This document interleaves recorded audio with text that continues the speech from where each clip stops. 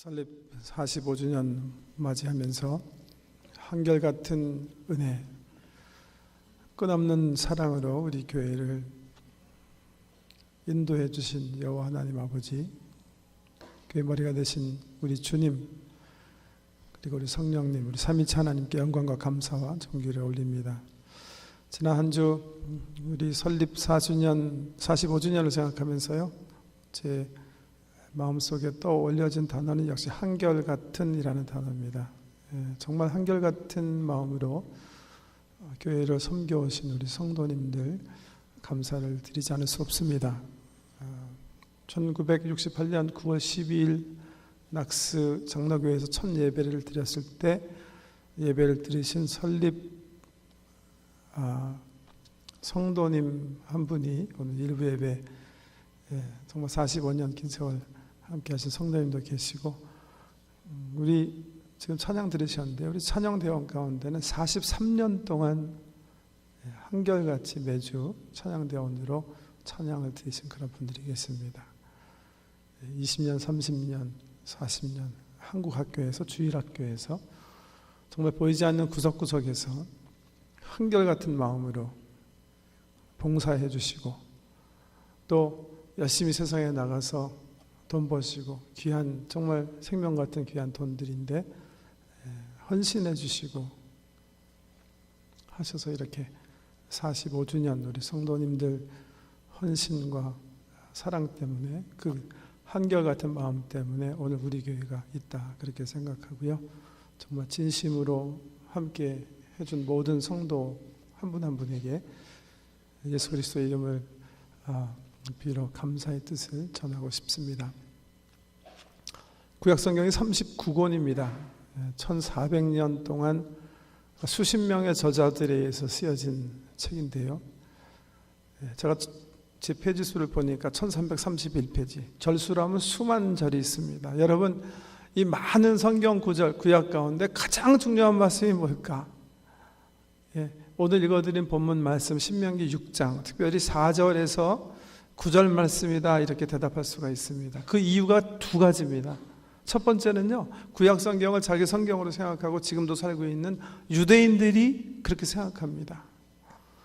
성경의 어떤 말씀보다도 이 신명기 6장 4절에서 9절 말씀을 가장 중요하게 생각해요. 그래서 여러분, 우리 유대인 집에 방문해 보면 혹시 우리 성도 여러분 가운데 영이랑 이 베토스트 사이, 유대인들이 많이 사는 집에 렌트하시거나 또 집을 구입하신 경우 문설주에 뭐 이상한 사인 있죠. 무슨 비파 같은 조그만 히브리어인데 그게 바로 오늘 본문 6장 4절의 첫 번째 동사예요. 들으라, 쉐마라는 그런 단어입니다. 유대인들은 이 말씀을 가장 성경에서 중요한 말씀이라고 생각하기 때문에 자기 바깥문에 붙여놓고 집 문설주에 붙여놔요. 첫 번째 동사, 들으라 하는 단어를. 왜 유대인들이 이 말을 다른 구약 39권 가운데 가장 중요한 말씀으로 생각하는가? 유대인 신학자들이 그렇게 대답해요. 이 말씀의 위치가 그렇다는 거예요. 위치가. 이 말씀이 기록된 곳이 신명기입니다. 신명기는 모세의 고별 설교예요. 모압 평지에서 40년 동안 출애굽한 사람들과 함께 삶을 같이 하다가 하나님께서 모세에게, 야 모세야, 너는 실수 많이 했으니까 너 가나안 땅에 들어가지 말아라. 섭섭한 말씀하시죠. 그래서 모압 평지에서 가나안 땅을 앞에 두고 모세가 죽기 전에, 아니 이 새로운 출애굽 2세대죠. 1세대는 다 광야에서 죽었으니까 2세대를 이제 가나안 땅에 들여보내기 전에 마지막으로 설교한 설교 3편이 기록된 게 신명기예요.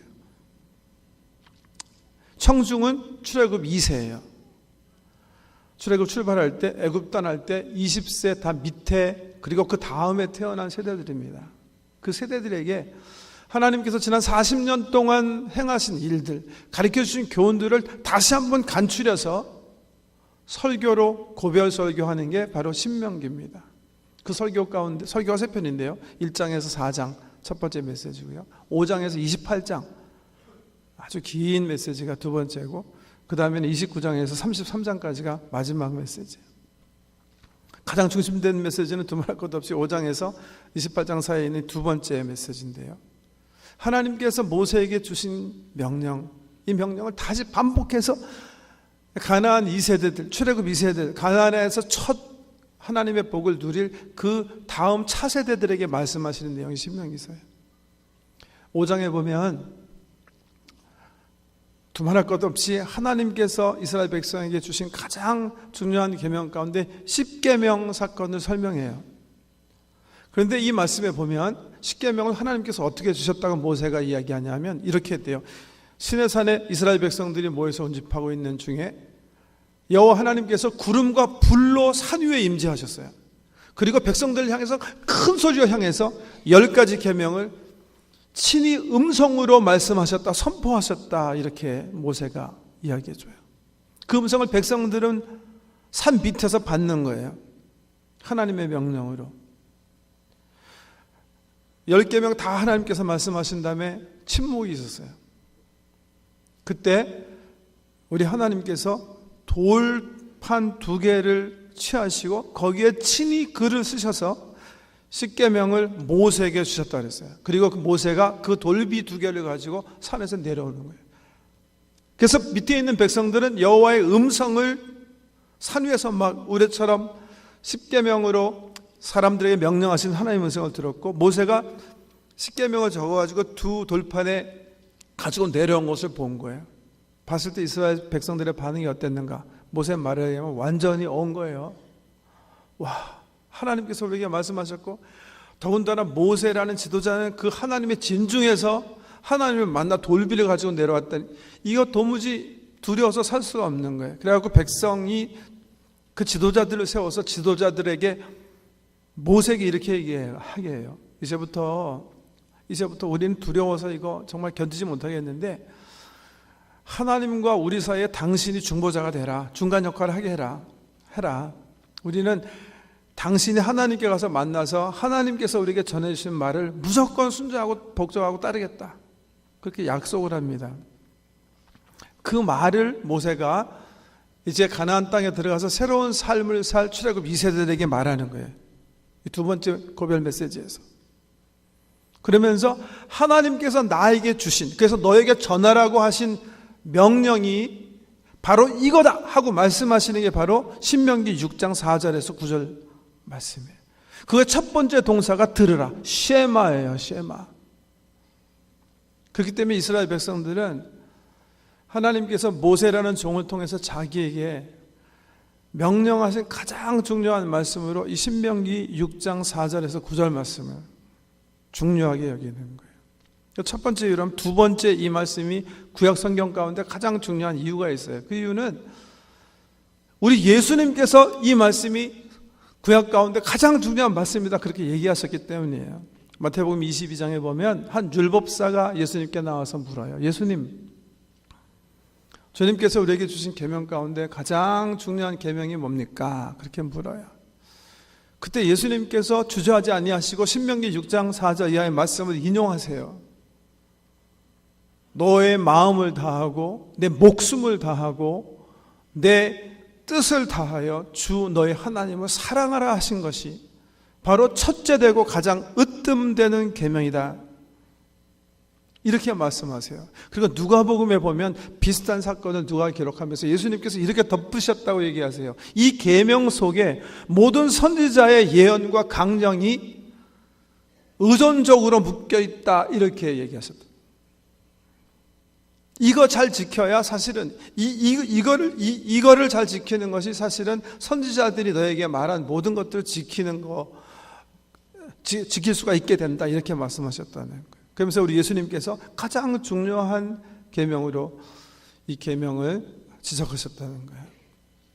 오늘 우리 45주년 생일 맞이하는 주간에, 그래서 저는 이 말씀, 우리 예수님께서 가장 중요하게 생각하신 이 말씀, 구약 성도들이 가장 중요하다고 생각해서 문설주나 바깥문에 붙인 이 말씀을 함께 살피면서 우리 개인 성도님들과 우리 미래로 향해 나가는 우리 교회 지표를 삼기를 원합니다.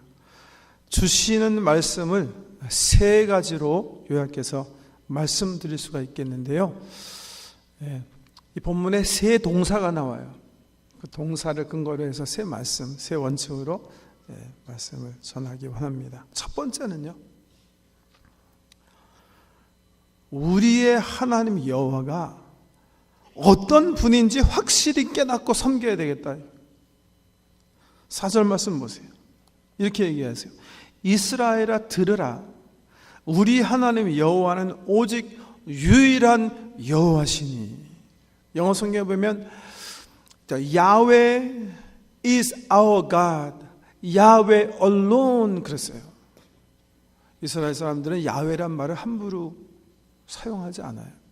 그래서 이스라엘 사람 성경이나 또 그 전통을 중히 여기는 구약 성경에 이렇게 번역하셨어요. The Lord is our God. The Lord alone.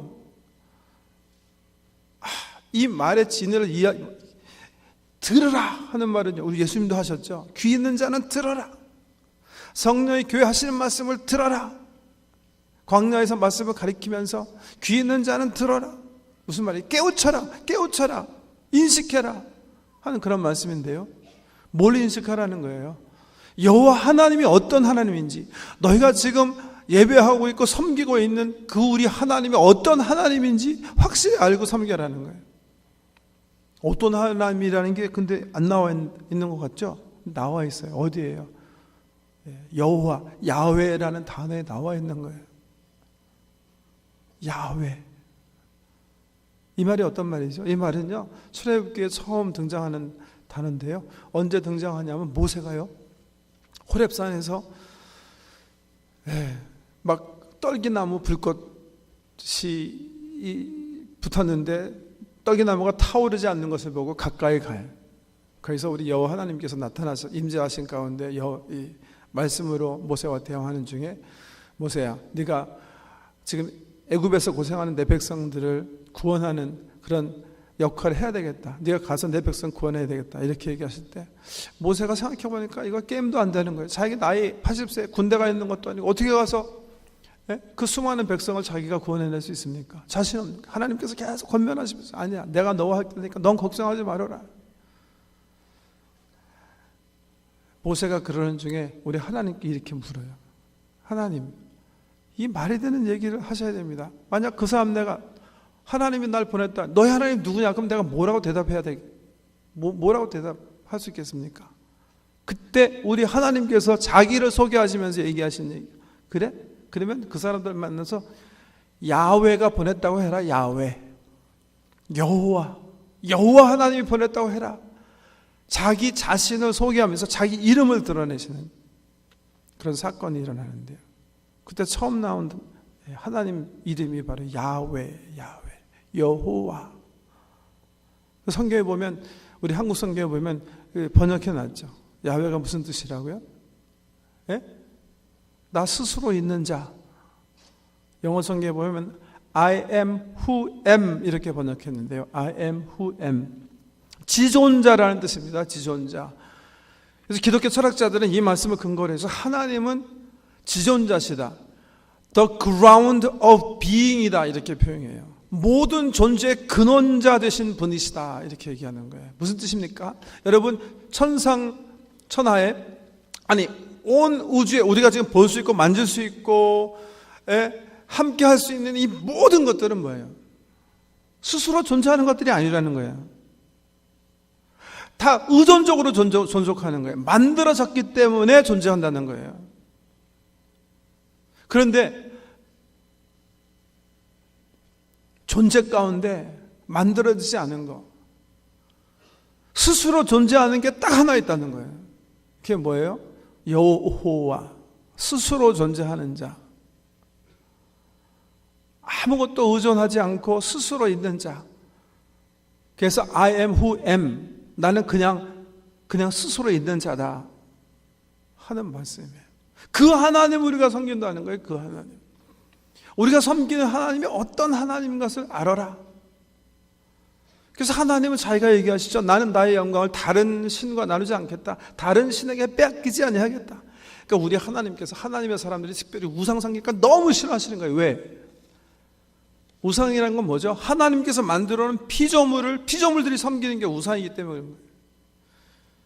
선지자를 통해서 정말 우리 하나님의 혐오를 드러내실 때 뭐라 그러십니까? 나는 너희가 내가 만들어준 나무 가지고 목상을 만들고 그 앞에서 절하고, 목상 만들다 나머지 찌꺼기는 너희가 장작 떼고 하는 거 보니까 정말 기분 나쁘다. 왜? 우리가 섬기는 모든 우상들은 스스로 존재할 수 없는 것들이기 때문에 우리의 하나님 여호와가 어떤 하나님인 줄 인식하고 깨닫고 섬겨라 하는 게 첫 번째 주신 명령입니다.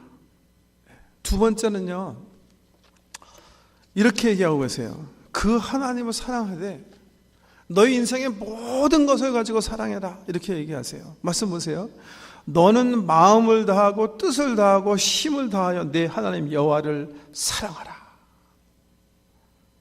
그 지존자 되신 여호와를 너는 너의 모든 삶을 걸고 너의 전체로 사랑하며 살아야 한다, 그렇게 명령하고 계세요. 왜 하나님께서 우리 사랑받기 원하실까? 그분이 우리를 사랑하시기 때문에요. 그분은 사랑 인격체신데 우리 한 사람 한 사람을 자기 목숨처럼 사랑하세요. 그 사랑을 보여주시기 위해서 하나님께서 인간의 몸을 입고 내려오셔서 그 사랑을 정말 웅변적으로 우리에게 보여주신 게 바로 십자가예요. 십자가에 뭐예요? 내가 너를 사랑한다, 내 목숨처럼 내가 너를 사랑한다 고백하시는 하나님의 사랑 고백이에요. 이사야서 62장에 보면 우리 하나님께서요, 이사야 선지자를 통해서 그 사랑을 이렇게 표현하세요. 다시는 너를 버리온 자라 칭하지 아니하며 다시는 내 땅을 황무지라 칭하지 아니하고 오직 너를 헵시바라 부르리라. 헵시바, 참 은혜로운 단어인데요. 그가 나의 기쁨이다. 나의 기쁨은 오직 그다. 나의 기쁨은 오직 그다. 그게 바로 헵시바예요. 헵시바. 여러분 오늘 저 집에 가셔가지고 남편 되시는 분들이 아내에게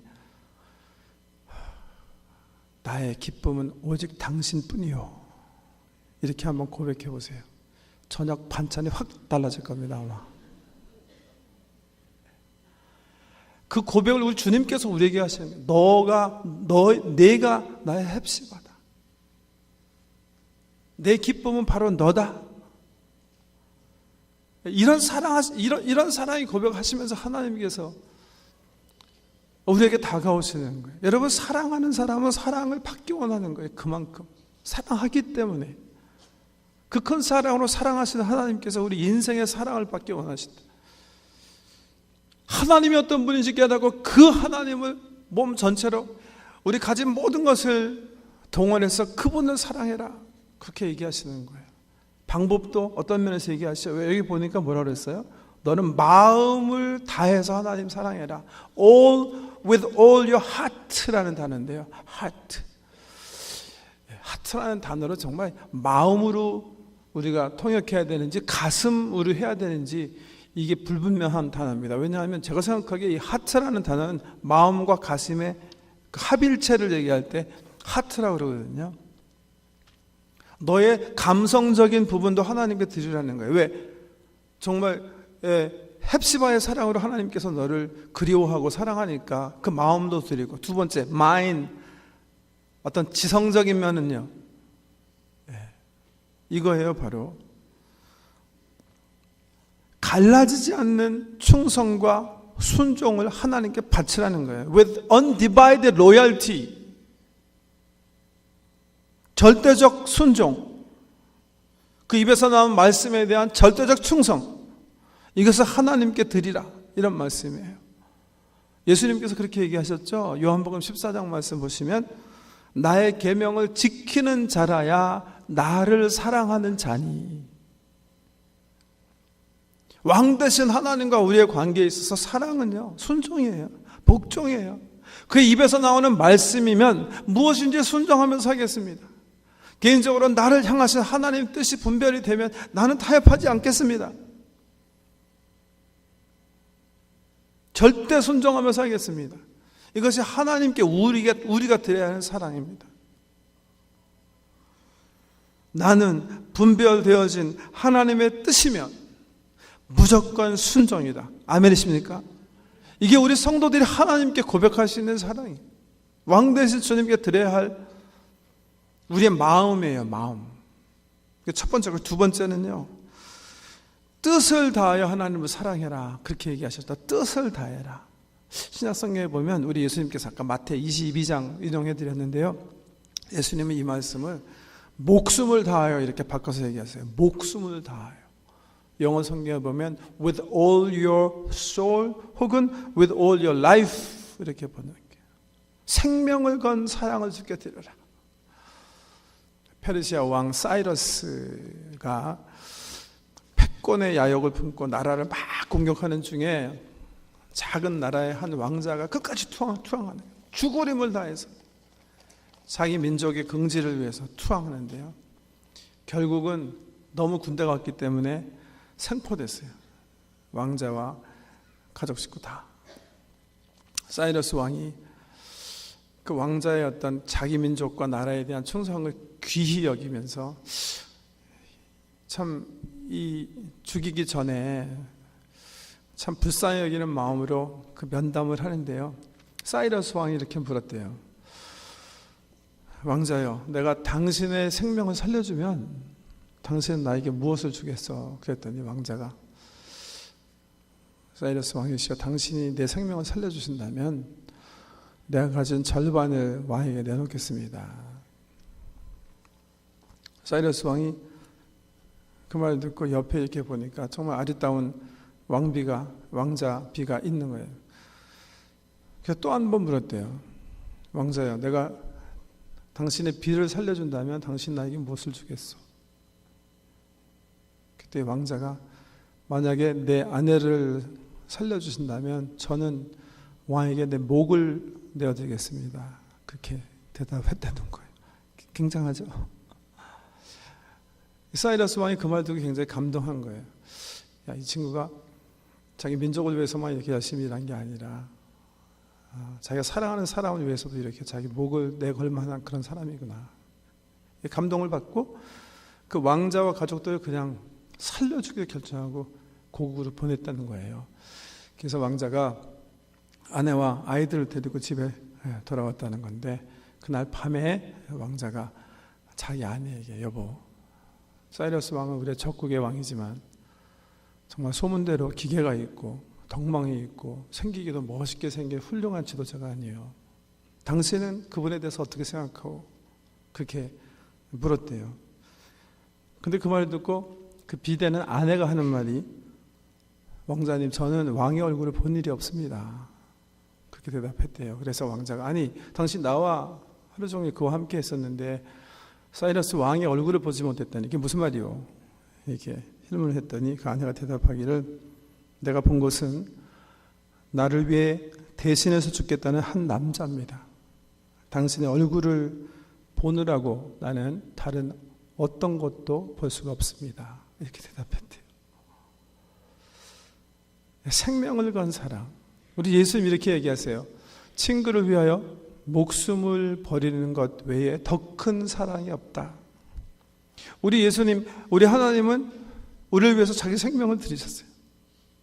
그러면서 우리에게 요구하시는 거예요. 너희도 너희 생명을 나에게 달라. 그 불타는 사랑으로 하나님께 사랑받기 원하세요. 그걸 구약의 성경에서 응변적으로 보여주는 게 아브라함을 마지막에 시험하시는 거죠. 내 사랑하는 독자를 나를 위해서 희생 제물로 바쳐라. 물론 원하시는 게 아니에요. 아브라함의 마음을 보기 원하시는 거예요. 내가 너를 목숨 걸고 생명 걸고 사랑한 것처럼 내가 나를 사랑하는가 주께서 보기 원하신다. 그가 사랑하는 것만큼 사랑받기 원하세요. 세 번째는요, 내 힘을 다하여 with all your strength.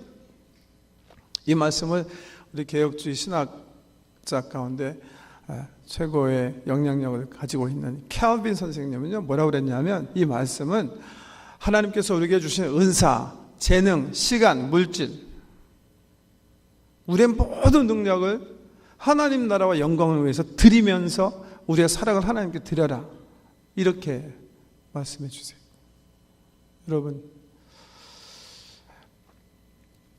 우리의 생명은, 우리가 가진 모든 것은 지존자 되시는 하나님으로부터 온 거예요. 예수님께서 십자가 지시기 위해서 예루살렘에 입성하실 때 필요한 당나귀가 있었어요. 그래서 제자들에게 벳박의 마을로 보내시면서 거기 가면 당나귀가 있을 텐데 끌어와라. 주인이 나타나면 주께서 쓰시겠다고 얘기하면 된다. 제자들이 갔는데 정말 당나귀가 있었는데 당나귀 풀어서 당나귀 새끼 가져오려고 하니까 주인이 나타났어요. 그래서 예수님께서 하신 말씀처럼 예수님께서 쓰시겠다던데요. 주인이 어떻게 써요? 당나귀 내어드리는 거예요. 그게 청지기, 하나님의 백성들이 할 일이에요. 하나님의 영광과 나라를 위해서 주께서 내 물질을 쓰시겠다, 내 시간을 쓰시겠다, 내 건강을 쓰시겠다, 내 재능을 쓰시겠다, 내 능력을 쓰시겠다. 하나님을 사랑하는 백성은 노 할 수 없어요. 예수 그리스도의 이름으로 주께서 부탁하신 모든 것들에 감사하는 마음으로 주께서 쓰시겠다면 기쁨으로 내어드리겠습니다. 이것이 바로 우리의 온 힘을 다해서 하나님을 사랑하는 거예요. 마음을 다하고 뜻을 다하고 힘을 다하여 주 너의 하나님을 사랑하라. 두 번째 있는 명령이라면 세 번째 오늘 본문에 나온 명령은요, 바로 이거예요. 하나님이 어떤 분인지 깨닫고 그분을 몸 전체로, 우리 인생 전체로 사랑하는 것을 너 혼자만 하지 말고 어떻게 하라고요? 너희 자녀들도 그렇게 살 수 있도록, 너희 자녀들도 하나님이 어떤 분인지 깨닫고 너희 자녀들도 몸 전체로, 우리 인생 전체로 하나님을 사랑하며 살도록 끊임없이 부지런히 장소에 마다하지 않고 가르쳐라. 반드시 전수해라. 세 번째, 우리 신명기, 우리 예수님께서 가장 중요하다는 성경 부분에서 우리에게 주시는 말씀.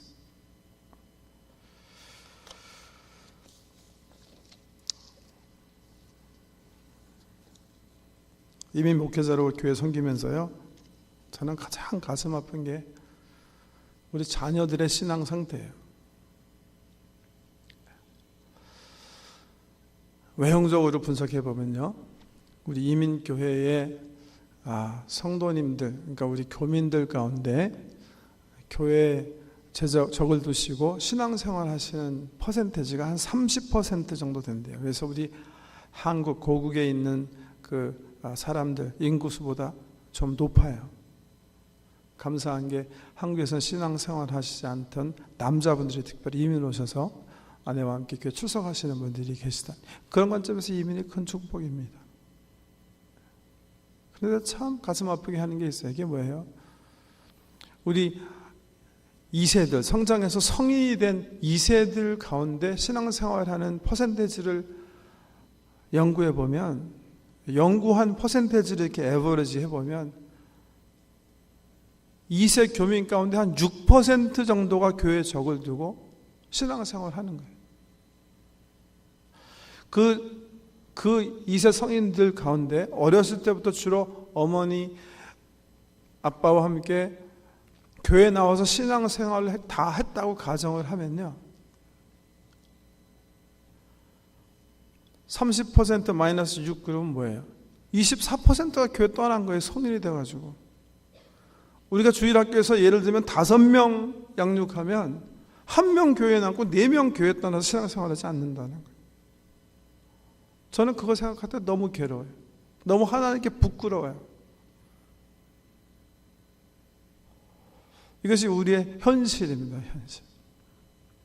어떻게 하면 다시 우리 이민 땅에서 신앙생활하는 우리 2세, 3세, 1.5세들, 이 귀한 하나님의 사람들에게 신앙을 회복시킬 수 있을까? 이것이 저의 고민이에요. 이번에 정책당에도 했습니다만, 정책당에 하면서 가장 고민한 그런 이슈. 더 구체적으로 더 정말 실효 있게 우리가 미래 우리 교회의 어떤 방향성을, 이 문제를 걸어놓고 숙고하면서 정하고 있습니다. 그래서 구체적으로 우리가 어떻게 우리의 미래를 세워나갈 것인가, 이제 그것도 말씀도 드려야 되겠는데요. 여러분, 그렇지만 이거 아셔야 돼요. 교회는요, 우리 주일학교 교사나 저희 목회자들은 자녀 교육에 있어서는 부모님을 돕는 역할을 하게 되어 있어요. 자녀 교육의 주책임은 부모님이세요. 성경에 보면 부모님들이 자녀 가르치게 되는, 그게 오늘 주신 명령이에요. 잠언 22장에도 보면 마땅히 행할 길을 아이에게 가르치라. 그리하면 늙어서도 그 길을 떠나지 아니하리라. 부모들이 자녀, 특별히 어렸을 때에 어떻게 오늘 주신 말씀처럼 누워있든지 일어나든지 길을 걸어갈 때든지 쉴 때든지 공부할 때든지 우리가 섬길 하나님이 어떤 하나님이고 우리가 어떻게 그분을 사랑하며 섬겨야 하는지 정말 귀에 목이 박히도록 계속해서 하나님 제일주의, 하나님 중심 그 삶을 살도록 양육하라는 거예요.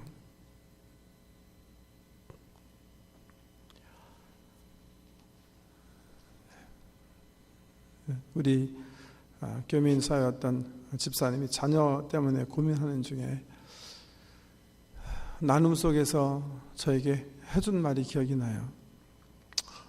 참 사회적으로는 잘 커서 멋지게 삶을 사는데 그냥 보면 너무나 세상 사람이 돼버린 거예요. 주말만 되면 그냥 밤늦게 그냥 친구들과 술 퍼마시고 금, 토, 일 그러다 피곤한 몸 월요일 가서 살고 하나님 믿는 사람으로 엄마의 심정으로 너무 괴로우신 거예요. 그래서 권면하는 거예요. 하나님을 믿어야지 웬 말이냐. 권면을 듣지 않는데요. 근데 저희가 하신 말 가운데 이 말씀이 기억이 납니다. 자기가 정말 아이를 양육하는 어미의 관점에서 정말 후회되는 게 있다는 거예요. 그게 뭐냐 하면요, 이렇게 얘기하세요. 자기가 어렸을 때 아이가 학교에서 공부 잘해야 되니까 또 특별활동 많이 하고 잘해야 되니까 애가 주일학교에서 신앙생활 잘하고 있는데 그래서 교회 가기 원하는데 자기가 그렇게 얘기하면서 키웠대요. 야 교회는 대학교 가서도 신앙생활 잘할 수 있으니까 지금은 가입 공부하고 지금은 또 리더십 키우는 그 가외 활동 해야 되니까 잠시 주일날 쉬고 그냥 그거 하자. 지금 생각해보면 가장 후회가 되는 부분이죠. 여러분, 지금 우리 자녀가 노출되어 있는 문화는 정말 사탄의 문화예요. 사탄의 문화. 이 사탄의 문화 속에서 하나님 가르칠 수 있는 사람 아무도 없어요. 올바르게 살려고 지도할 사람 없어요. 부모님께서 가르쳐 주셔야 돼요. 열심히 가르치고 길을 갈 때, 앉을 때, 누울 때, 잘 때, 일어날 때, 밥 먹을 때 가르쳐도 될까 말까 하는데 아이가 신앙생활 하겠다는데 부모가 나서가지고 아니야 괜찮아 나중에 해도 돼. 이러실 수는 없는 거예요. 정말 신앙의 모범을 보이셔야 돼요. 모범.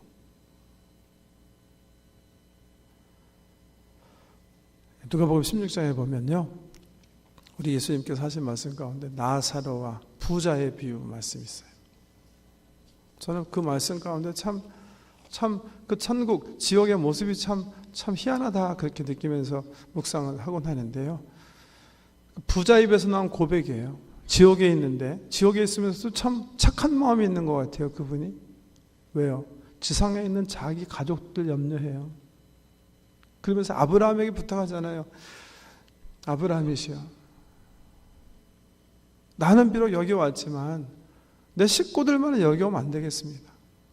제발 부탁인데 종을 보내서 내 식구들 찾아가서 이런 결국이 있다는 사실을 좀 알게 해주십시오. 여러분, 천국과 지옥 가서도요, 글쎄요, 천국은 항상 평화스럽고 사랑이 있고 걱정, 근심이 없고 눈물이 없고 한숨이 없는 것이기 때문에 우리 사랑하는 자녀들이, 우리 사랑하는 식구들이 지옥에 있는데도 정말 해피할까요? 전 잘 모르겠어요. 정말 해피할까요? 심각한 실존의 문제를 얘기하시는 거예요, 주님께서. 그러지 않기 위해서 부지런히 철저하게 너희 자녀로 하여금 하나님이 어떤 분이시고 그분을 우리가 어떤 자세로 섬겨야 하는지 확실하게 심어라. 이렇게 주님께서 명령하고 계십니다. 이 세 말씀을 우리 예수님은 구약 성경에 나온 말 가운데 가장 중요한 말이다 이렇게 말씀하셨어요. 가슴에 새기세요.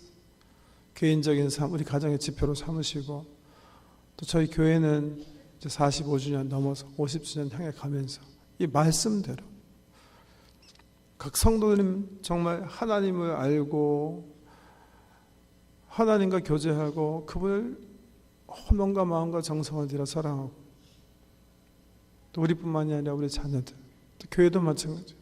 우리 교회도 전심을 다해서 하나님 사랑하고 특별히 2세, 3세, 1.5세 넘어가면서 이분들이 그리스도 안에서 영원한 생명을 누리고 하나님께서 약속하신 풍성한 삶, 우리 예수님께서 약속하신 삶 같은 삶 살 수 있도록 돕는 귀한 주의 몸이 되어야 되겠습니다.